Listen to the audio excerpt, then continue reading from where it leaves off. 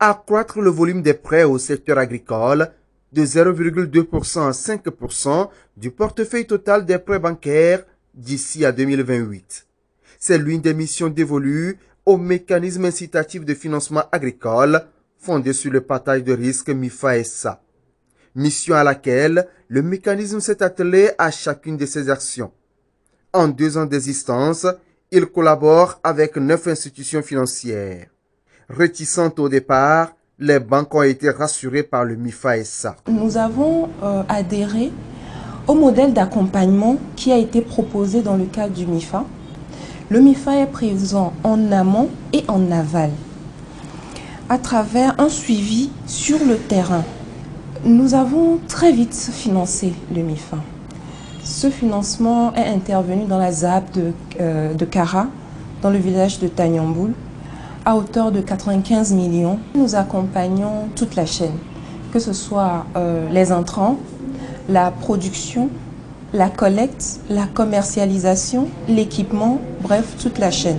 Orabank Togo a monté 1400 dossiers dans le secteur agricole pour un financement global de 21 milliards 500 millions de francs CFA. Et je dois dire que globalement, tout se passe bien. Le MIFA se charge de monter et structurer les dossiers de financement qu'il nous soumet et que nous réétudions pour après accompagner véritablement le producteur agricole, la PME agricole, les coopératives. C'est ce qui a été fait jusque-là. Nous l'avons fait sur les 3 dernières, depuis 2018, depuis le lancement, nous l'avons fait pour un montant global de 3 milliards de francs CFA, pour une vingtaine de dossiers. Et ensuite, nous suivons ensemble le bon dénouement des opérations. Et Dieu merci, jusqu'ici tout se passe bien.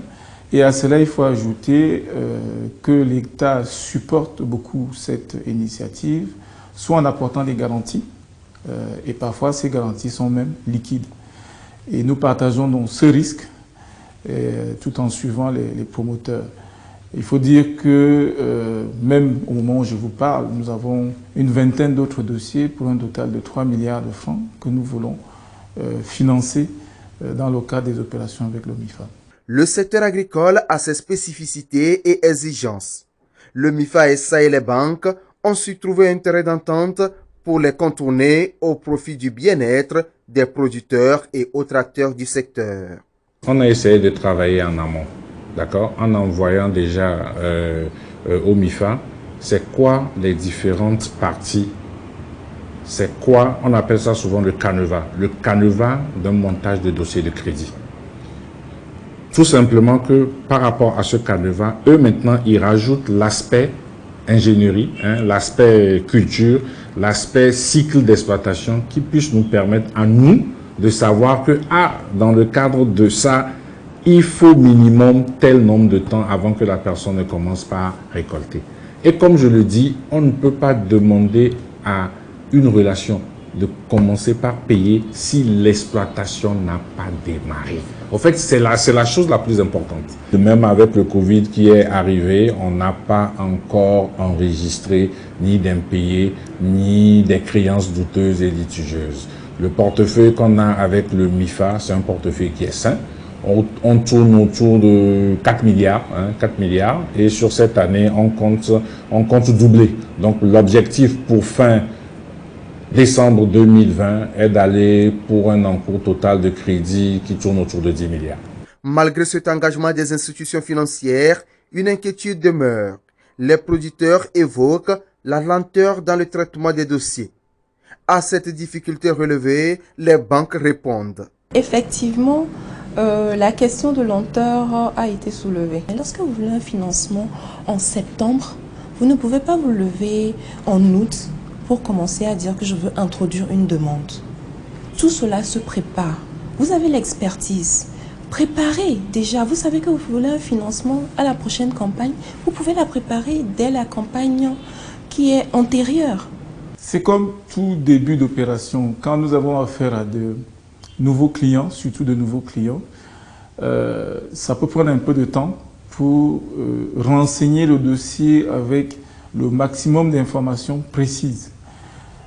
Il arrive également que sur certains secteurs à l'intérieur du domaine de l'agriculture que nous n'ayons pas encore la pratique. Et il faut aussi noter qu'il faut aller parfois sur le terrain pour vérifier que toutes ces choses existent qui sont annoncées par les promoteurs.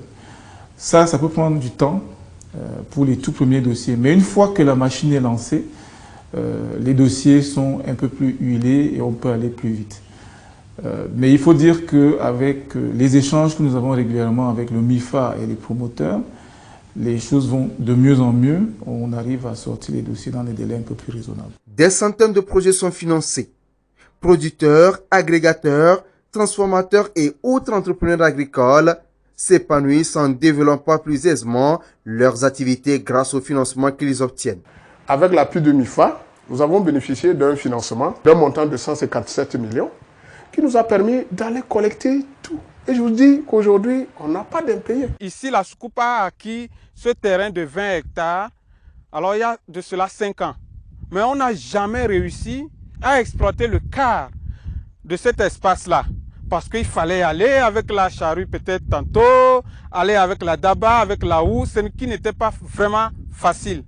Et donc, lorsque MIFA nous a choisi de pouvoir nous donner ce tracteur-là, nous avons fait les 20 hectares et nous avons même complété avec des annexes qui vont jusqu'à au-delà de 30 hectares aujourd'hui. J'ai signé le contrat avec